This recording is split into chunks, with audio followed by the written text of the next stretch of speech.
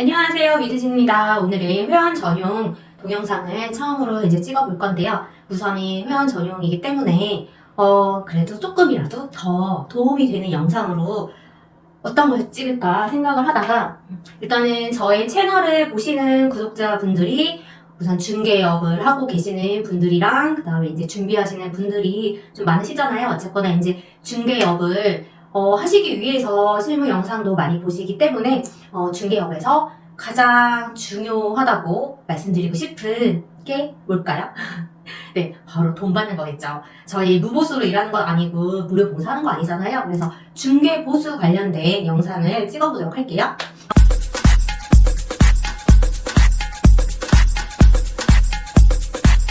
공인중개사의 중개보수는 굉장히 왜 공인중개사만 요율을 정해놓고 이 요율 범위 내에서 협의라는 단어를 넣어가지고 요것 때문에 굉장히 실무에서 약간 어려움을 조금 겪고 있는 게 사실이에요. 그래서 법률로 그 중개보수에 대한 요율도 정해놨고 심지어 거기에서 또 협의를 해야 된다라는 문구가 들어가기 때문에 저희가 중개보수 받는 게 어떻게 보면은 가장 어려운 일이 되고 있는 게 사실 또 중개업의 현실이고 이거는 이제 소비자 입장이 있을 수 있고 그 다음에 중개사 입장이 있을 수가 있겠죠. 그래서 소비자 입장에서는 그만큼 돈을 주는 게 과한 보수다라고 보는 입장이 조금 이게 이제 현실이에요. 네. 그래서 저희가 사실 중개 실무 영상도 보시면 아시겠지만 매물은 또 어떻게 확보를 하고 손님 응대는 어떻게 하고 또 광고는 또 어떻게 올리고 있는지 그래서 단순히 이제 광고 올린 집을 보여드리는 거에서 중개가 끝나는 게 아니잖아요. 근데 소비자 입장에서는 그 과정들을 잘 모르시기 때문에 그냥 광고 올려놓은 거 매물 전화해서 그 집 보고 내가 그 집에 이제 마음에 들어가지고 계약을 해서 진짜 계약서 하나 작성하는데 몇백만 원을 돈을 부동산한테 줘야 된다? 너무 많이 준다라고 이제 그런 소비자 입장들 때문에 그리고 이제 부동산 시장이 그 상승장이었을 때 매가가 이렇게 올라가잖아요. 저희는 이제 요율이 그 가격에 대비해서 요율이 정해지기 때문에 상승장에서는 이제 매가도 올라가게 되고 전세가도 올라가게 되니까 중개보수도 계속 올라가고 있는 과정이었죠. 그런데 여기에서 요율이 과하다 해가지고 요율을 낮췄어요. 금액대별로 나눠가지고 중개보수 조정해서 개정을 했는데 지금처럼 또 이렇게 하락장에서 가격이 떨어졌다고 해서 중개보수를 다시 올려주는 분위기는 절대 아마 돌아오진 않을 거예요. 그래서 만약에 바뀌게 된다고 하면은 그냥 요율만 딱 정해놓고 이 범위 내에서 협의라는 요 분쟁이 발생할 수 있는 요 문구를 아예 삭제를 하는 게 좋지 않을까라는 저는 이제 실무에 있는 중개사 입장에서 그렇게 생각이 들고 그 다음에 소비자 입장에서는 아무튼 이런 분위기라는 거 저희도 이제 중개사가 되기 이전에는 사실 소비자 입장이었을 거 아니에요. 그래서 소비자 입장도 사실 이해를 못하는 거는 아니기는 해요. 그래서 이제 제가 중개사 입장이 됐을 때 소비자 입장에서 중개보수가 과하다. 저 부동산한테 이 돈을 주는 게 사실 이 돈까지 줘야 되나 싶나? 라는 생각이 들 수밖에 없다면 그렇다면 중개사로서 어떻게 생각을 바꿀 수가 있을까라는 고민을 조금 초창기에 좀 많이 해봤거든요. 그래서 지금 이제 개업한 지 2020년도 1월에 개업을 해가지고 개업한 지는 이제 3년 차가 됐잖아요. 지금까지 수백 건 계약을 하면서 중개보수 가지고 애먹은 적이 그렇게 많지는 않아요, 사실. 그래서 그거에 대한 고민을 굉장히 좀 많이 한 덕분일 수도 있고, 이제 그것 때문에 저만의 이제 노하우로 중개보수를 좀 잘 받는 그런 거에 대한 내용으로 한번 영상을 찍어보도록 할게요. 우선은 중개사 입장으로 다시 돌아와서 저희가 중개보수를 잘 받기 위해서 어떻게 하면 좋을지에 대한 고민을 해야 돼요. 이거를 하기 위해서는 다시 소비자 입장을 생각할 수밖에 없어요. 소비자 입장에서 아까 과하다고 했잖아요. 그러면 소비자 입장에서 이 돈을 부동산한테 줘도 아깝지가 않다. 이 부동산 사장님은 이 돈을 들여도 전혀 아깝지가 않다라는 서비스 만족도? 서비스 만족도가 충족이 돼야 사실 지불할 가치를 느끼는 거잖아요. 그래서 이거에 대한 고민을 정말 많이 하셔야 되세요. 저희는 단순히 집을 보여줘서 그냥 연결만 해주는, 단순히 계약서만 써주는 그런 부동산이 아니고 정말 중개 서비스를 최선을 다해서 해드리는 그런, 그리고 이 돈을 보수를 받으셔도 전혀 아깝지 않고 마땅하다라는 생각이 들게끔 그렇게 일을 해야 되는데, 막상 또 그렇잖아요. 그렇게 하려면 도대체 어떻게 되나요? 근데 먼저 저희는 이제 양 당사자 입장이 있잖아요. 그래서 당사자 입장으로 각각을 소비자 입장을 봐야 돼요. 매도인이 있고 매수인이 있고, 그리고 임대인이 있고 임차인이 있고, 이렇게 양 당사자가 있을 때 매도인 같은 경우에는 먼저 집을 급하게 팔아야 되거나, 이제 또 그렇다고 금매로 그 가격을 완전히 또 다운시키기에는 너무 아깝고, 어느 정도 적정선에서 이제 금액으로 거래를 하되 그래도 좀 빠른 거래를 하고 싶은 이제 매도인이 계실 거고, 그 다음에 매수인 입장에서는 조금이라도 좋은 매물을 시세보다 저렴하게 조금이라도 깎아서 사고 싶은 이제 매수인 입장이 있겠죠. 그래서 저희는 이제 중간자 입장이잖아요. 중간자. 근데 중간에서 한쪽 편만 들 수가 없단 말이에요. 한쪽 편만 들게 되면은 그게 티가 안 날 수가 없거든요. 그러면은 다른 한쪽은 불만족이 생길 수밖에 없기 때문에 최대한 양쪽을 다 만족시킬 수 있게끔 그렇게 일을 해야 된단 말이에요. 그래서 매도인 입장에서도 크게 손해보지 않고 팔 수 있게끔 도와드리고, 매수인 입장에서도 조금이라도 시세에서 조금이라도 깎을 수 있게끔 그렇게 해서 성사를 시켜 드리는데, 먼저 이제 매도인 분이 정말 금매가 만약에 5억이 금매고 실 거래되는 거는 진짜 한 7억이다. 7억에서 뭐 6억 중반, 이렇게 만약에 진짜 5억짜리로 만약에 금액을 던지시면은 이거는 바로 거래가 될 수밖에 없잖아요. 그래서 매도인 분이 적극적으로 나 금매로 5억에 던질게요 이러신 분은 없단 말이에요. 거의 대부분 부동산의 상담을 통해서 매매가를 이제 호가를 정하시는데, 그때 상담을 할 때 매도인 분의 재산을 진짜 저의 재산인 것처럼 거의 그런 생각으로 접근을 하시고 상담을 하셔야 되세요. 그러니까 빨리 계약서를 쓰기 위한 그런 단순히 손님의 매물 이렇게 바라보게 되면은 진짜 부동산에서도 금액을 자꾸 깎아서 매도인 분한테 이렇게 내놓으시면 안 팔려요. 더 싸게 내놓으세요. 이렇게 금액을 자꾸 다운시키는 그 방향으로 해서 이제 계약을 하기 위한 그런 상담이 되게 되면은 매도인 분도 잃을 수가 있고, 그 다음에 하물며 그렇게 설득을 해서 빠른 계약을 성사시킨다고 하더라도 뒤늦게 매도인 분이 부동산 때문에 너무 싸게 팔았다, 손해보고 팔았다, 이런 생각을 가지실 수가 있단 말이에요. 그러니까 만족스럽지 못한 계약은 솔직히 성공적인 계약이라고 보기가 쉽지 않고, 중개 보수도 받는 게 굉장히 껄끄럽게 잡음이 막 일어나면서 받는단 말이에요. 저희는 중간에서 양 당사자를 도와드리는 중개사기 때문에 어떤 계약을 하더라도 그래도 도와주셔서 감사하다, 좋은 계약하게 해주셔서 감사하다라는 마음을 갖게끔 그렇게 중개를 해드려야 되거든요. 그래야 중개 보수도 깎이지가 않고 오히려 진짜 뭐 식사라도 하시라고 봉투에 진짜 10만 원이라도 넣어가지고 점심 식사 따로 하시라고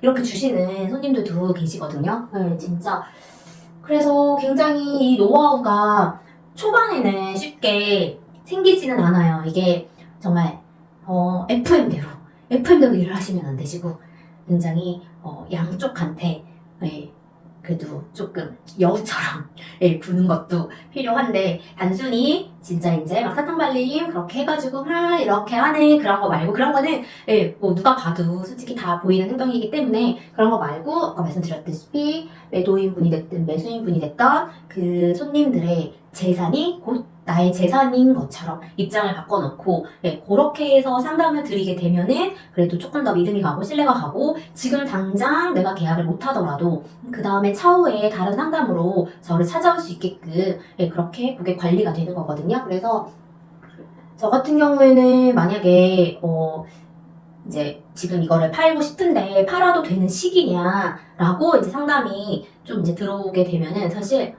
매물을 접수해서 파셔라 해서 매물을 접수해서 광고 올리고 팔아야 사실 돈이 되잖아요. 계약이 되고. 근데 솔직히 파는 시기가 아직 아니었을 때는 그냥 조금 더 갖고 계셔라. 지금 팔면은 손해밖에 안 보신다. 라고 해서 여유가 되신다고 하시면 부담이 없으시면은 조금만 더 갖고 계시다가 생각해 보셔라. 라고 좀 상담을 좀 드렸던 적이 좀 있어요. 그래서 이제 그런 분들은 이제 분양받은 가격보다 낮은 금액으로 이제 던지시려는 손님들이셨는데, 물론 이제 너무 급하신 분들은 그래도 팔아달라고 적극적으로 매물을 내놓기도 하지만, 이제 고민이 되는 분들 같은 경우에는 굳이 제가 이제 그렇게 안 해도, 근데 그 다음에 만약에 또 이제 뭐 임차를 맞추던 다시 또 이제 매매를 결정을 하시게 되시면은 다시 이제 저한테 전화가 오거든요. 그렇게 하다가 보면은. 그래서 일단은 중개사 분들도, 그래서 이제 그래서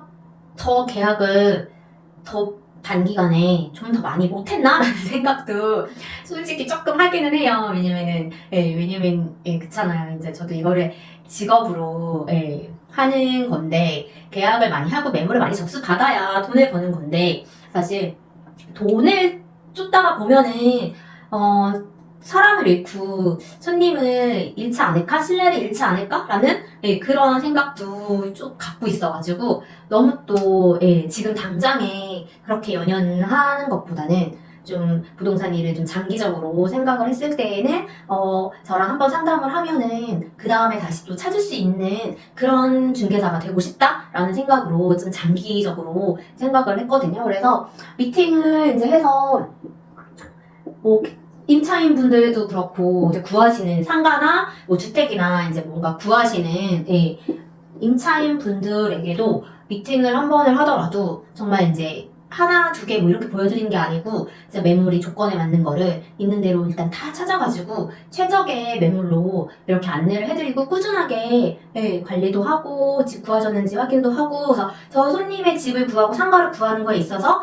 일단은 저 부동산 사장님은 그 다른 부동산이랑 다르게 계속 내가 계약을 했는지 구했는지 걱정도 해주시고 구해주시려고 노력을 하시는구나. 그리고 이제 만약에 마음에 드는 거를 했을 때 이제 원하시는 뭐 렌트프리나 뭐 옵션이나 뭐 계약 조건에 있어서 조금이라도 협의를 더 노력을 하고 맞춰드리려고 하는 모습, 뭐 이제 진짜 그런 과정을 옆에서 다 지켜보시게 되시면은 중개 보수를 깎아달라고 말을 잘 안 하세요. 물론 그 와중에도 깎아달라시는 분들도 계시고 있어요. 고생한 거 다 알지만 그래도 좀 깎아달라 이렇게 하시는 분들도 계시고, 뭐 중개보수 관련돼서는 워낙 이제 다양한 분들을 많이 만나봐서, 근데 대부분의 분들은 이제 그 보수에는 아예 건들지 않으시고 진짜 감사하다고 인사하시고 중개보수 되게 그냥 그대로 다 주시는 분들도 계시고, 그 다음에 뭐 커피 같은 것도 막 사다 주시는 분들도 계시고, 오히려 진짜 고맙다라는 그런 인식을 갖게끔 일을 하셔야 되세요. 그게 가장 중개 보수를 잘 받는 방법인데, 이거를 막상 이렇게 영상으로 이렇게 얘기를 해드려도 크게 와닿지가 않을 수도 있거든요. 그래서 중개사 입장 되기 전에 이제 소비자 입장에서 다시 한번 돌아갔을 때, 내가 집을 사는 매수자 입장이다 해서 부동산이 이렇게 있는데, 어떤 사장님은 그냥 딱 이렇게 매물 딱 보여주시고 뭐 연락 주세요 하고 피드백 없이 그냥 끝나는데, 또 B라는 부동산 사장님께서는 이제 계속 혹시 뭐 이 조건에 다른 단지에 매물이 나온 게 있는데 이건 좀 어떠시냐 하면서 적극적으로 정보도 주시면서 진짜 계속 그 관계를 유지하시려고 하시면서 노력을 하시는 그런 사장님이 계시다면, 솔직히 소비자 입장에서도 당연히 뭔가 어필을 하고 뭔가 구하려는 그런 거를 더 뭔가 말씀을 드리고 싶을 때 당연히 B 사장님한테 이제 하고, 계약도 만약 거기서 이루어지게 된다면은 사장님이 그렇게 노력을 해주신 걸 알기 때문에 뭐 중개 부수를 막 깎아달라고 그렇게까지 염치가 없이 그렇게 못할 것 같지 않으세요. 그러니까 저희가 소비자 입장이 되는 거를 계속 생각을 하셔야 되세요. 저희는 물론 중개사지만 왜 중개 보수를 왜 깎고 그러지? 왜 저렇게 저러지? 라고 좀 이해가 안 되는 부분이 좀 많기는 하고 그런 상황들이 있지만, 어쨌거나 이거를 헤쳐나가고 계속 해결을 하고 돈을 잘 받아야 되는 거를 생각을 하시려면 계속 소비자 입장으로 생각을 해서 이만한 돈을 줘도 되는 가치 있는 중개 계약이었다. 네, 이 계약은 너무너무 잘했다. 저 사장님 덕분에 정말 좋은 집을 조금이라도 깎아주셔가지고 정말 좋은 가격에 잘 샀다. 약간 그렇게 할 수 있게끔 저희가 노력을 해야 되거든요. 네, 그래서 저 같은 경우에는 우선은 저희가 계약서를 이제 쓰게 되면은 계약서가 있고 확인 설명서가 있잖아요. 일단은 이제 확인 설명서의 세 번째 페이지에 중개보수란이 있어요. 중개보수란은 저희가 계약서에 금액을 적게 되면은 그냥 자동으로 계산이 돼서 여기에 이제 들어가는 금액이거든요. 자동으로 계산이 돼서 그렇게 하고 이제 그 확인 설명서에 있는 중개보수를 계약서에도 표기를 선택할 수 있거든요. 그래서 계약서에 일단은 표기를 해서 하는 게 가장 조금 정확한 편이고, 그래서 계약서에 이제 중개보수 이렇게 들어가고 이제 도장을 다 찍으니까 이것도 내용도 설명드리면서 이제 도장을 찍게 되는, 도장을 찍었다라는 거는 이거에 대해서 이제 동의를 했다라는 게 되는 거기 때문에, 그래서 확인 설명서를 설명을 할 때 이제 중개보수는 이제 부가세 포함해서 이렇게 금액이 나온다라고 이제 계약 진행을 할 때 그렇게 설명을 드리고, 그다음에 중개보수는 잔금 시가 있고 계약서 작성일 이제 지급 시기에 대해서 이렇게 두 가지로 협의를 할 수가 있어요. 그래서 이제 기존에는 중개보수는 무조건 잔금 시에 줘야 된다라고 그렇게 이제 관례상 그렇게 돼 있었는데, 이제 계약서 작성일 날 저 같은 경우는 아예 계약서 작성일로 그냥 표기를 하고 그렇게 일단 안내를 드려요. 왜냐면은 일단은 저희가 중개 그 행위 자체가 이제 계약서를 작성을 하고 나면은 사실 중개 행위는 끝나는 거고, 그 이후에 중개사의 책임이 없이 계약이 파기가 되거나 이제 불이행이 되게 되면은 그래도 중개보수 지급 청구권이 있다라는 게 이제 법률이잖아요. 그래서 잔금 시에 근데 이제 기존의 어르신분들도 그렇고 중개보수는 잔금 때 드릴게요 이렇게 계약서 쓸 때 그렇게 말씀을 하시면 그냥 네 알겠습니다 하고 계약서 작성일날 강요는 하질 않아요. 네. 안내는 해드려서 금액이 이렇게 되고 계좌번호 여기 있으니까 이로 지금 입금을 해주세요 라고 하시면 이제 거의 절반 이상은 그냥 그 자리에서 바로 입금을 하셨고, 그 다음에 이제 기존에 이제 옛날 관련으로 해가지고 잔금 시에 입금을 하신다고 하시면 네 그렇게 하세요 하고 그냥 일단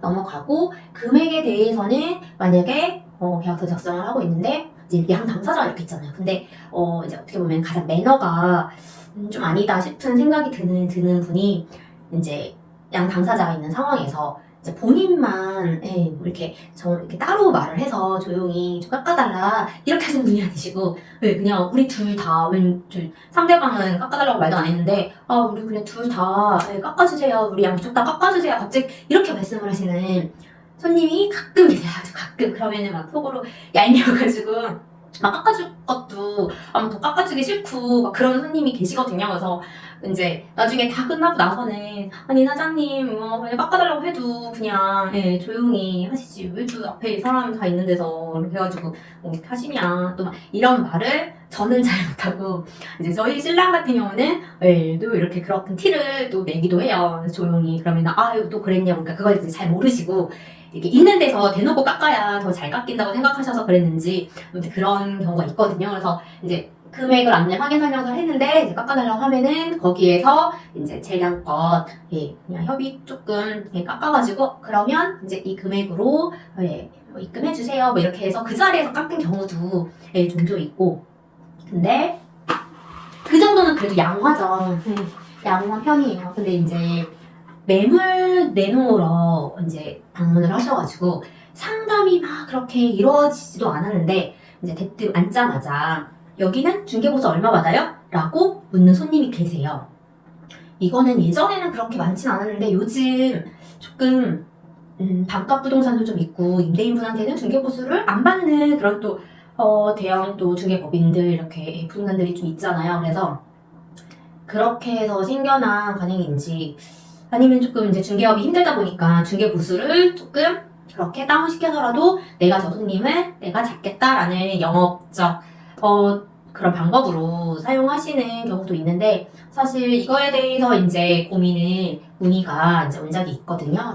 그래서 저 같은 경우에는 이런 손님은 어떻게 해야 되냐. 그래서 일단은 법정 요율은 이렇게 됐는데 뭐 잘 해드릴게요 이렇게 상담을 드렸더니 이제 물건을 안 내놓으시고 손님이 가시고 이제 다른 부동산에다가 이제 내놓았는데 다른 부동산은 이제 반값을 받는다고 그렇게 이제 그러면 우리도 똑같이 반값만 받고 저 매물을 접수를 해야 되는 건지 굉장히 고민이 될 수밖에 없죠. 그래서 이거에 대한 상담은 저 같은 경우에는 우선은 그 손님에 대한 미련을 이제 버리시고 그냥 처음부터 이렇게 중개보수 여긴 얼마 받아요 라고 해서 중개보수 받는 거에 따라서 매물을 내놓는 손님이 솔직히 그렇게 많지는 않거든요. 근데 한번 이제 저 부동산은 중개보수를 뭐 반만 받는다 이렇게 말하면은 반만 받고 심지어 뭐 반 그 밑으로도 저도 저기는 거래해준다 라고 소문이 나거나 이제 그렇게 돼버리게 되면은 안 그러시는 분들도 중개보수를 이제 다 주려는 분들이 아마 없을 거예요. 그래서 제가 그래서 이게 그 서비스 만족도가 굉장히 중요하다는 게 사실 중개보수를 적게 주고 중개보수를 깎아주는 게 그 중개 계약에서 거래하는 그 계약에서 엄청 큰 장점은 사실 아니거든요. 정말 좋은 임차인, 좋은 매끄러운 매매 계약, 매수인 이렇게 손님을 붙여가지고 매끄럽게 계약을 진행을 하고 큰 문제 없이 안전하게 계약을 완성을 시키는 게 훨씬 더 중요한 일이지, 중개보수 깎아준 만큼 막 이것도 힘들게 하고 저것도 자꾸 문제 생기고 자꾸 날짜 자꾸 뭐 바꾸고 뭐 이것도 해달라고 저것도 하고 자꾸 피곤하게 막 그렇게 하게 되면은 그런 부동산과 만약에 거래를 하게 되면은 중개보수 아마 깎은 대가를 이렇게 치르나 싶은 생각이 들 정도로 오히려 차라리 중개보수를 제대로 주고 제대로 된 중개 서비스를 받으시는 게 훨씬 더 경제적으로 정신적으로 오히려 훨씬 더 이득이거든요. 근데 단순히 중개보수를 다 주는 게 아깝다라고 생각을 하셔가지고 반값에 거래를 해주는 부동산을 찾아서 그렇게 또 계약을 진행하시게 되면은, 물론 그렇게 해서 뭐 매끄럽게 계약이 잘 진행이 되면은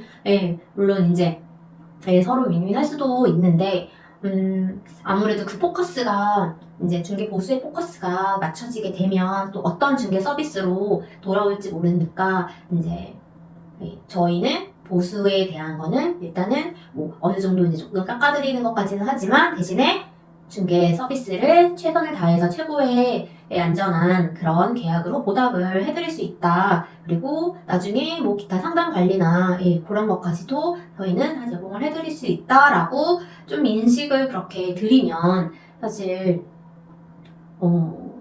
손님을 나갔던 손님도 다시 잡을 수 있지 않을까 싶은데